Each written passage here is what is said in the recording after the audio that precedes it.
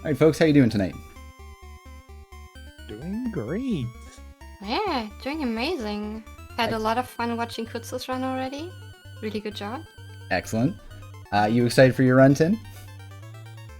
I am ready. I'm super hyped because like all the Castlevania games are great to be honest, but this is my very personal favorite Castlevania game, so I'm really happy to be able to show this one today.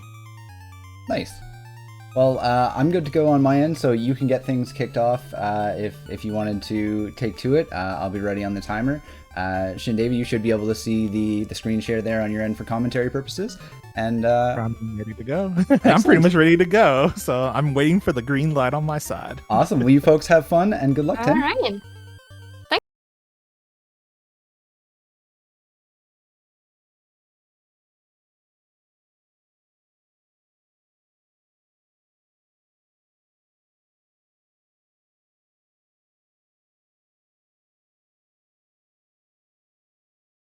So trade a little bit more on her run.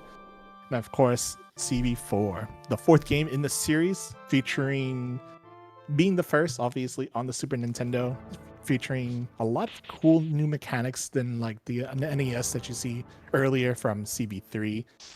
Mainly because of the 8-way whip that Simon's going to have. That's going to be shown here, and of course having having more control on your jumps. So that's going to be the most important thing here coming into this CB4 run here. And of course, as any percent, we just there's not going to be a lot of too much skips that you'll see around here in like the other games, but there will be some couple of glitches that you'll be able to see throughout the run. Other than that, though, welcome to stage 1 here in this game. Stage 1, not too much that you're going to really see because Simon obviously cannot run, but obviously taking damage boosts is going to be the main way to propel yourself forward.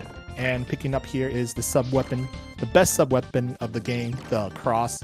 If you've been seen in like CB3 earlier, or even like CB1 later on, or so, you'll see like the water is going to be really good.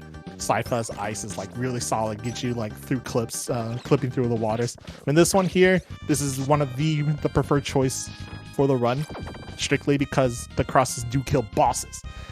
Because and having 3 and working towards your multiplier getting to 3s will get you the ability to like just shred any enemy throughout the whole run, and just propelling yourself forward so you could just get to Dracula and say hello and then be like just like you're gone.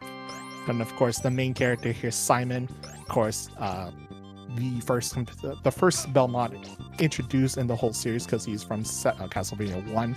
Pretty much here CB4 here is just pretty much a repatch of the first one with extra stuff in the game, such as pretty much in the new system during that time. And of course, going through the timeline, which is like probably split in the middle, so taking place after Trevor Belmont before I forgot who was another one in the game. But anyway, so Tinnue already got here the triple cost which she'll need, and that'll be perfect. You need already got her whip upgrades. Of course, you need to get 8. In order to get the multiplier, you have to have 8 arts already, while having the sub weapon hitting 10 times. And this is Rodane as the first boss. You're just shredding things off with the crosses here. That's really how good the cross is in this game. You can't really deny what's going to be happening. Like, you can't just deny the sheer power of it comparing to like other sub weapons in other games in the Castlevania series. So great stage 1 from there. Nothing much to really say because this is really where you just have to just pay attention to what damage uses you have to do throughout the whole run. Here in stage 2, the jungle, purple hands, they don't do damage, but they slow you down but they only exist in like the first part of the screen. And yeah, and probably one of Tin's favorite OSTs here in this particular game is how ambient and how chill it is throughout the whole game. So if you happen to like make any resets in this run, especially in PBs or world records, you just simply like, okay, you're just gonna be like, you're not gonna be so angry, you're not gonna be too much angry about it, because you're gonna be feeling like, all right, this music is gonna get you back in the mood into getting the run. So other than that, though, there's like paying attention, and health management, obviously, picking and choosing where you want to take the boosts, and throwing crosses where preemptively, so you know, so that way the enemy will instantly die. They only take like one hit from the cross, because it does really about the same damage as the whip itself. And and it goes through a long distance, so it's going to be like the cross is going to be stuck on the screen for quite some time, and it's just do some work. So and other than that, to say the least, the world record of this game is like 31:40 by JC. I don't remember the exact time, but he's definitely holds the world record. Her PB she made a PB not too long ago with a 35:07. She's actually like really good at it. Almost sub 35. Pretty much a really respectful time. Sub boss.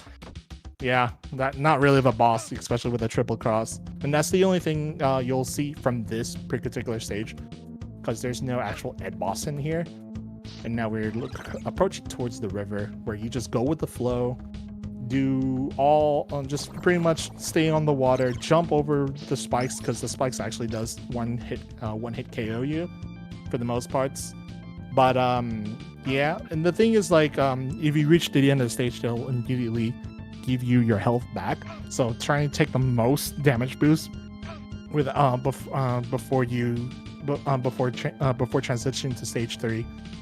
That'll give that'll give you the most time saves throughout the whole game. And just like that, that's pretty much how it is for stage 2. Stage 3 here, the caverns, pretty much particularly a lot of speedrunners' difficult time. One of the difficult stages to speedrun purposely. One, because it's long, and two, it's pretty much, this is where sometimes resets does happen, especially if you mess up in the middle of the stage with like the ring glitch coming up, and or poor health management. Because this upcoming part, the big mudmen that you'll see right here, they do 4 damage if you don't break them. So a lot of that you see Tin right here taking the whip down there, breaking into pieces, will now make them where the mudmen will do 3 damage. And optimally, going to the next screen, you want to at least walk away with at least 10 HP. Simon has 16, so doing the quick math, you just want to get to this part, and this is pretty much the optimal health that you want to come into it. Taking the fuzzball boost right here cuts down a little piece right there, time. So come out a good 3 or 4 seconds here. Coming up here is probably the fireball boost that she might be able to do. No, she's going to take the boost right here to go up to this ring here, the infamous ring glitch. Nice execution from Tin here. So the ring glitch here, what's pretty much well known, at least in this particular game, and if Simon's hands is just above the ring, he propels up for it, so you'll be able to be able to skip out a good amount of the screen that you have to go all the way to the left, beating up these dragon bones and other stuff here. The next up boost right over here that she's going to do is the eyeball boost. She had to jump from a little distance here to get the eyeball, get you propelled forward, skip the little part here. If you miss it, it's not too much of a time loss, about 3 or 4 seconds or so. You just got to deal with that one, where she's going to be able to take the little meats right over here. The one thing about this game as well is the lack of RNG. So you don't need to worry about the random drops that you'll get from like the original trilogy from the game, from the NES. So every candle is pretty much fixed with the candles, the potions, the rosaries, and stuff like that. So you don't have to worry too much about freaking out. Oh, it's like, did I get the axe drop or anything like that? Right up here, Tin's with 3 HP. She's going to take it safe right over here on this one, because you can actually do the ring glitch right over here to cut through a couple seconds. But sometimes messing up will put you at the end of the death because of the screen transitions. If you go any further south, going down any further from the screen will lead to a death. And that's how she will approach here to the Hydros over here, which is another boss coming up here on stage 3. over and all, stage 3 is pretty difficult, mainly on the speedrun wise, but it's been pretty solid on her run. Well, here overlaying the crosshair, obviously the best way to beat bosses, and that's how stage 3 ends up being. Just shredding down in the water and go back, approaching on to the next stage. Stage 4 coming up will be one of the more trickier stages for speedrunners, especially if you're going to go for zips or anything, because this is where like a lot of the time saves can happen here. Obviously, and it also introduces a new technology for what Castlevania has shown for the Super Nintendo here. The first off, she's going to take the damage boosters right over here and taking care of a few things of the enemies to reduce the lag. Especially on this stage, the lag will slow down the game a bit. So, and you want to minimize as much as you can. Taking the damage boosters right over here to go on towards the next sub boss, our favorite speedrunner, Quexel. Shoutouts to Quexel, by the way. You're still one of the more known Castlevania runners for GDQs. So if you haven't heard Joe D'Amelio's hard run back in GDQ of last year, definitely give it a listen. He's really informative despite not running the game. As we approach here to Tin's favorite room, the coffee room, great place to showcase the ring glitch if you really want to. That's also a good place to hydrate if you really need to. This is a good time to really just rest up a little bit. All you have to do right here is press down. The Medusas will spawn wherever Simon's eye point will be at. So that's where they'll start floating around here and there. You could do whatever you want to the Medusa's booze, destroy them with the whip or just press down, do whatever you want. This is something you cannot avoid. So just like a good downtime for you, especially if you're doing like a heavy reset runs, stuff like that. A good little rest while you're pressing down will get you a little break before we get to the next stage, the Mode 7 room, which we'll see a lot more of it. A lot more of the technology they have for the consoles and the rotating foam. In this particular room, there will be a lot of lag, but you want to keep pressing forward because the skeletons will pop out at any random time if you don't keep pressing forward. She missed the meat here, so she will eventually see more skeletons pop out at fixed locations. In the background, you'll see like a little purple pinkish blocks. That's where skeletons pop out of nowhere. That's where you'll see where they not, but they will pop out at that time if you're not pressing forward. If you were to press forward, you're gonna deal with like one, that's it. Coming up 10 is this little zip here. I don't know if she's gonna attempt it right over here, but it's one of the most infamous skip stages, and 10 is actually gonna do it right over here.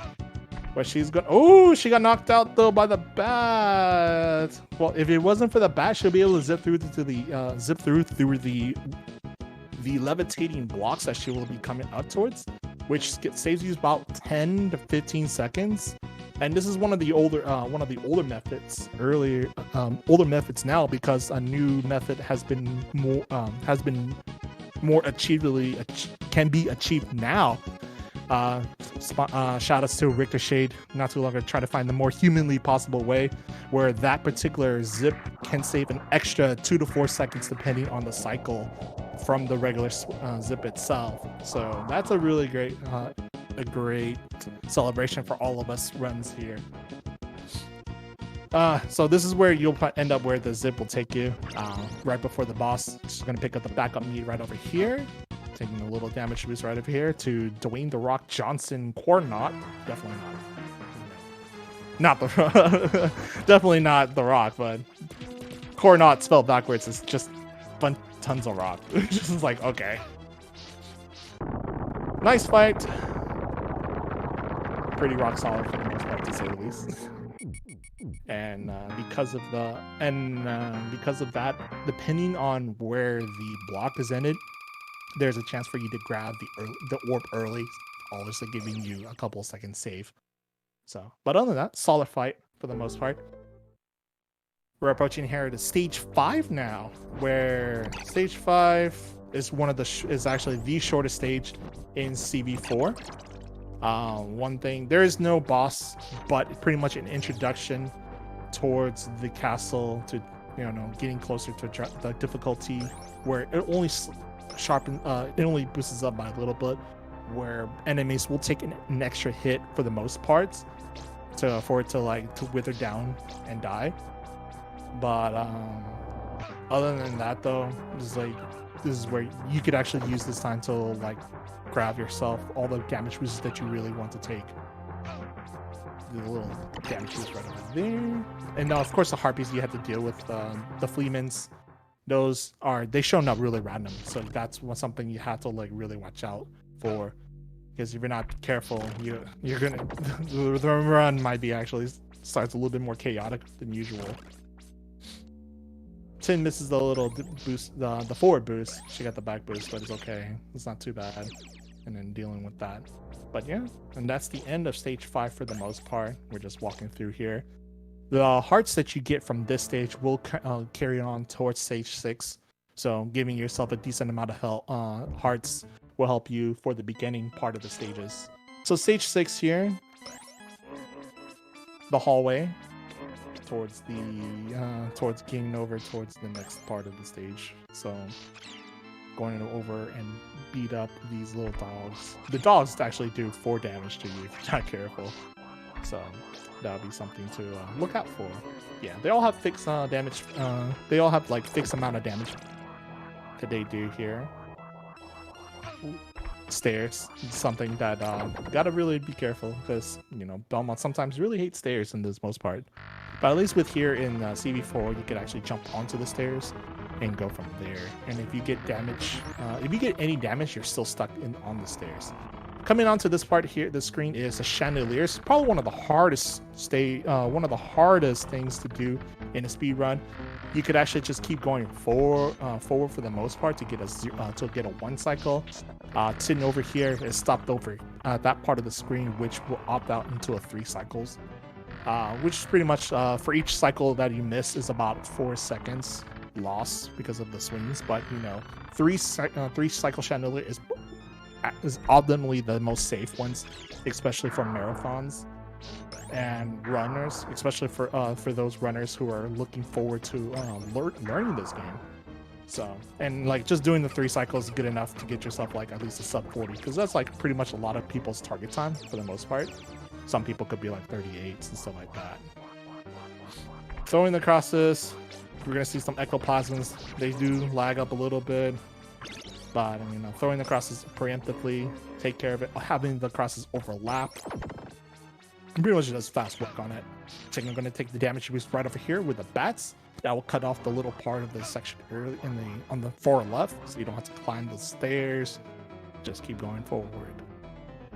Alright, so stage 6 also is one of the longer stages in this game, where we're gonna see the skeleton highway coming up. But spikes over here, just letting you know, they're a lot bigger than expected. Because a touch from a side of a spike will get you a little death, which is really bad. The hit boxes on those could actually, like, you know, you can't underestimate them, because they just like a touch from it just ends your run. And you want to especially in this game, you want to hold on to your crosses as long all the way through. You don't need to switch over to, like, you know, axe or holy water or anything like that. You know, it's just because that's just the way the run is. The game is instructed for you to do, at least here, and it shows. And this is one of the few other examples to see how broken the cross is, just to show the sheer power of it. And yeah, that's pretty much it. Coming up here towards the last part of the screen, the coffins, and the rest of the hell on the dance hall here. Gotta jump through the boost tables. The tables do 2 damage, while the ghouls will randomly appear. They do 3 damage. Over here, you're gonna deal with like 2 extra ghouls coming up, dancers to just run around. But you know, Tin has a lot of good health coming up towards the stage, so she'll be doing good on this one. Coming up here, the boss, Freddy Scare and Paula Abgul. Overlay crosses, beat the bosses. We go on through on to the next stage, and that's how pretty much a lot of the bosses are in this particular game, to be honest. With the only exception, like a very few. There's like, so pretty much like they're all speed, like in a speedrunner's eye, they're all speed bumps. Stage 7. Tin is going to take care of the little things here, doing the newer method of jumping over these spear soldiers and stuff like that. But this one here, the library. So on one of the pretty interesting stage in this game, to say the least. Oh, almost fell through the hole. You don't want that. But this is where the backup process is at, in case you if you for any reason fell victim to anything. That's one of the few things you could go for.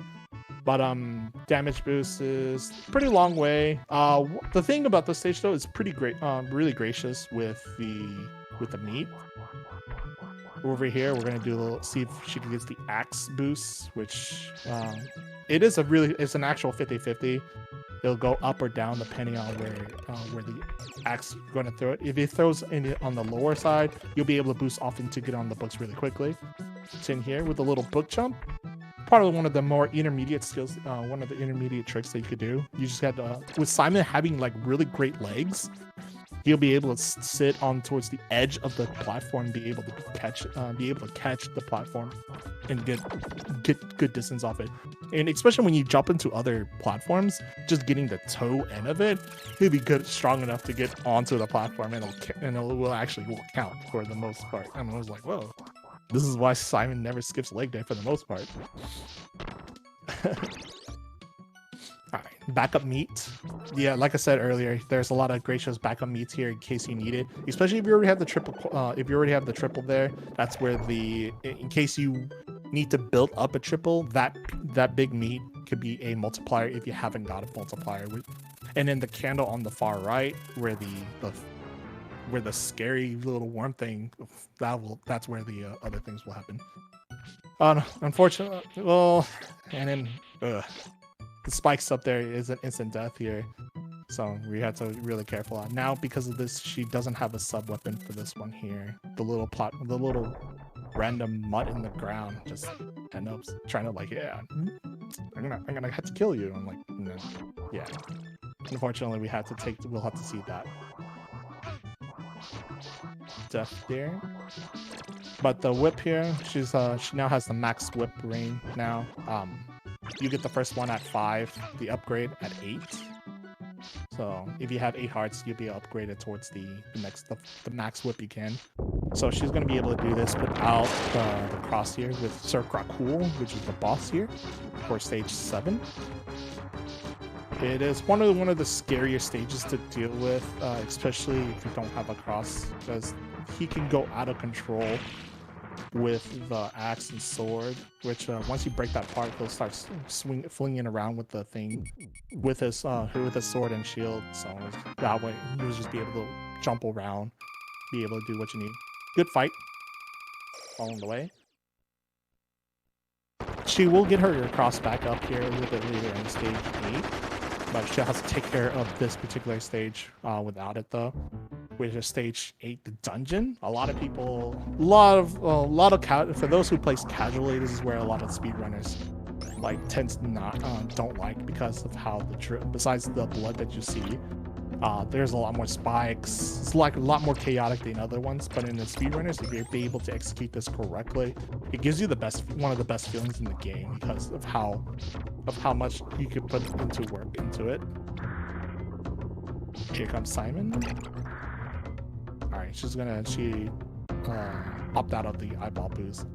But as you see, Tin is playing on the Famicom version of the game, the Japanese version. There is differences between both the Japanese and English. Where the Japanese, you'll see the cross, you'll see a lot more religion stuff in the background, while in blood, while in English they tend to censor it, and instead of blood it'll be green drip, which is like, well, acid to say the least. Right here, she's gonna grab the meat right up here. Good stuff by her on the first screen. going on without a casualty here. Should be able to pick up the cross right over here and start building up a triple as soon as possible. There's still despite passing the first stage, you still gotta be careful of all the spikes coming up here and all, because they're still all over the stage. Coming up here, she's gonna take it through the stairs, see if she's gonna do the boost. Yeah, nice work, nice boost.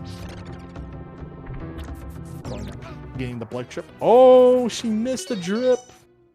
She needed to get the drip to get the invincibility frames so she could get past through that one part of the swinging blocks.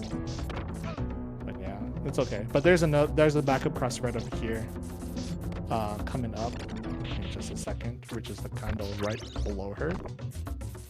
But yeah, in this particular game, there is if you take any damage, you do get invincibility. You do get some iframes for yourself. So you'll be able to get through some parts of the stage without any worries so much. But yeah, missing the drip there is one of the few things that does punish you if you don't if you tend to mess up here and there. Coming up to here, the infamous Vegas Bridge. She's opted out safe on that one. She's gonna come out with a double. So this is gonna do the double cross is going to do some work, at least with the Frankenstein right over here in this boss here. And that's pretty much it for stage 8. Got past through the dungeon, or some people would also nickname it the Fungeon for that, to say the least. And yeah, good work from her on that side. Going into stage 9, the Treasury room. Places where you're going to see more of the technology here. You'll see even if you pause the game, you'll see the ghouls in this particular stage starts floating up, going from down up. So that's something you're going to have to like eventually you're going to have to get used to seeing, especially if you're taking a break or anything like that. There's a triple right here. And also in this particular stage, there's still going to be some more. You do want to avoid much lag as possible, especially with the collapsing platforms. They do cause a little bit of lag on the side, especially on this stage. There is possible ways to there's a way to avoid like cracking, but it requires like jumping off right off the frame of landing it, and that's like literally really hard to do, to say the least. Having the triple now gets you be able to move forward, because those things take so much time to like destroy, especially stage 6 and on. Yeah, and then at the end, that's just an endless pit, so you don't want to take death or anything like that, obviously. Here comes the swing part of the ring, and going on towards later on, taking the damage was right up here, so you don't have to worry about whipping the crap out of it. Coming towards the swing to swing from the ring. Nice execute. Going to here, going to opt out of the spike jumps right over here.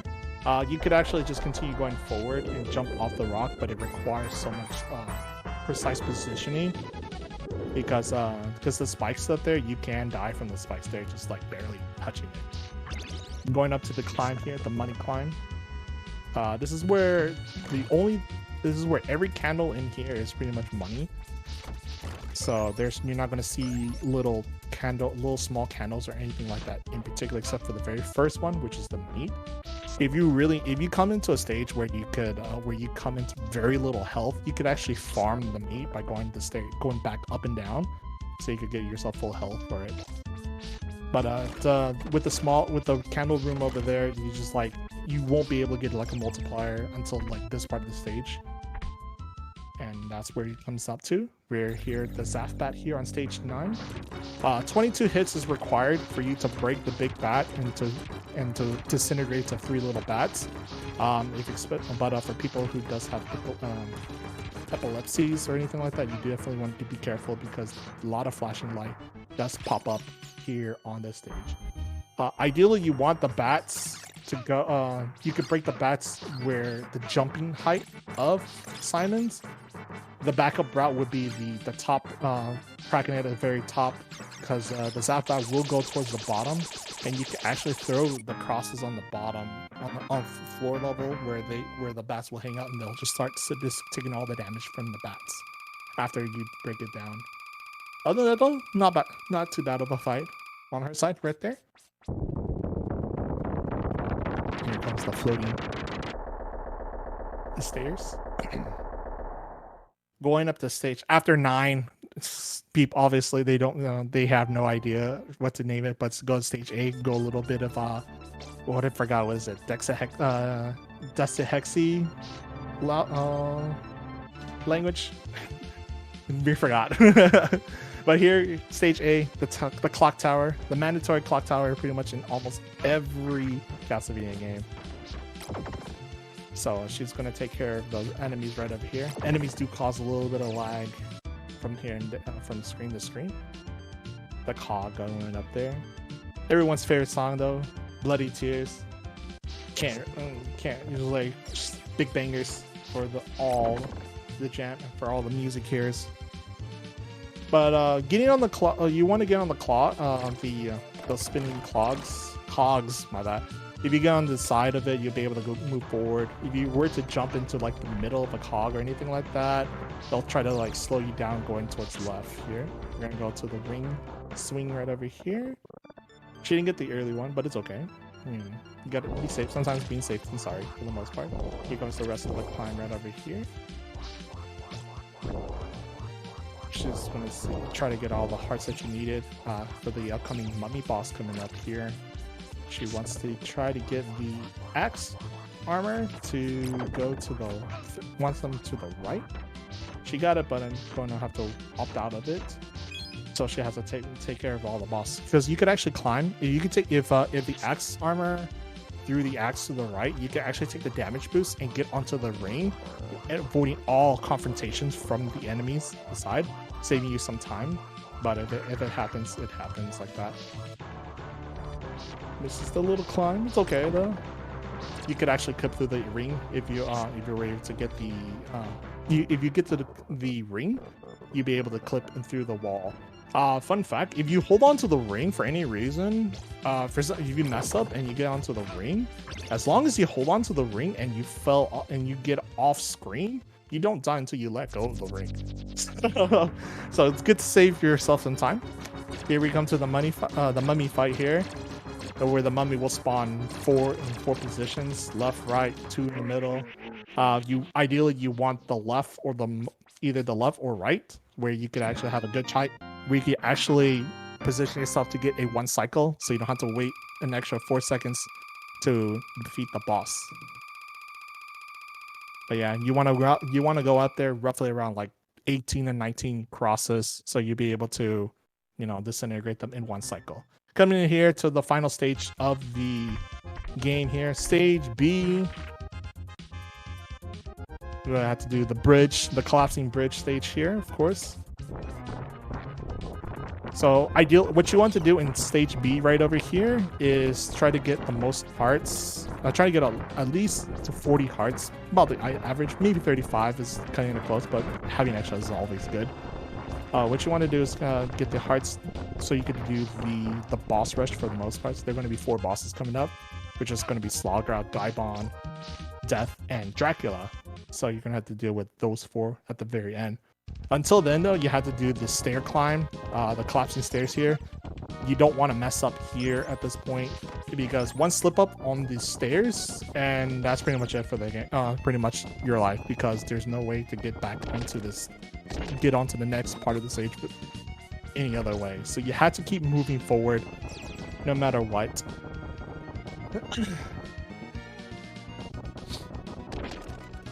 While avoiding all the confrontation over here. Good stuff right here. Take the little ring, get to the far end. And you still have to also watch out for the spikes up at the head. Same thing, the hitboxes on those is really big, so you have to adjust yourself from doing that. Climbing onto the stairs is obviously the good thing here on this. One of the good things here on the newer Castlevanias, at least. I know in the older ones you have to go to like completely on the bottom and then going the way to the top. Just got to deal with a couple of skeletons right over here. On here. little double hand on the side there. But going up here with about 37 hearts is actually pretty neat. Get a little backup meat over here to take care of this one. Just gotta get one final hurdle here. Gotta get on the levitating rocks. You don't want to you don't want to get crushed by that. And here we are at the checkpoint towards the final boss rush here. So 43. Slugger, probably actually one of the 4 bosses, definitely one of the tougher bosses to beat. One, because he has invincibility frame for the most part until at a certain point. So, and every time you hit him, he'll start going he'll jump up. So the ideal thing with the triple cross here is you want to overlap the 3 crosses over Slugger's body, so he'll take that much damage on top of it. So that's a really successful fight on Tin's side there, which ideally you want to get that, so you don't want to walk out with a casualty, because a casualty here won't get you across after that. Here comes Gaibon, the easiest of the 4. You want to overlap them obviously and keeping them up top, because he'll keep flying around throwing fireballs after that, and that's pretty much the end of that fight. no doubts about it. Here we go. It's 2 bosses down, 2 more to go. Approaching death. Death here. Upcoming here, you want to position the crosses up in the front. You want to position your cross upcoming here, so you want to get to get the ideal damage that you want, and also killing the sites that he will be spawning throughout the game, throughout that fight. Nice work on there. Taking a little damage as possible. And at that point, what Tinnue decided what she was doing there, she was trying to jump at a certain point of the run, right where the time stops, where you could actually cut through, or you could actually jump and get a little bit more space, so you could get to the stairs faster. Final fight here, Dracula, going out with 29 hearts. Pretty much good for at least good enough fight for at least the worst case scenario, probably like a 10 cycle. So Dracula has 3 different attacks, which you want to do. He can only get damaged by the head though, so this is where the cross comes in extremely handy, where it just stays afloat. You could just simply whip around, but you want to throw the crosses, and you want you want Dracula to spawn. Well, you can't hit because his spawn is actually RNG, but if you want him to spawn in the middle where the crosses can go overlap, if he were to spawn in the far left or the far right, the crosses may not be able to get the multi-hits that you want. Other than that, she's doing a good job over there, because the first one he just throws fireballs, the second one he just summons pillars of fire. Here now we're coming to the final stage of the fight. No cookie monsters like in CB3 or CB1. He just summons a bunch of bolt of lightnings here. All you have to do is just keep throwing crosses. If you were on low on health, you could actually pause buffer here on the fight to dictate where the lightning is going to be at, so you can just avoid it and then just whipping away. Other than that though, time will stop whenever she gets the orb coming up. But yeah, and that's pretty much CB4 in a nutshell by Tinnue. Definitely give her a follow, and definitely give and check out JC, Bruges, and a few other ones. They do really well on CB4s, and of course a lot of new runners. We were just last couple of months, for the past 2 months, have a CB4 tournament as well, so I'd be able to showcase CB4 strat, the CB4 strats and other and and fun runs from everybody.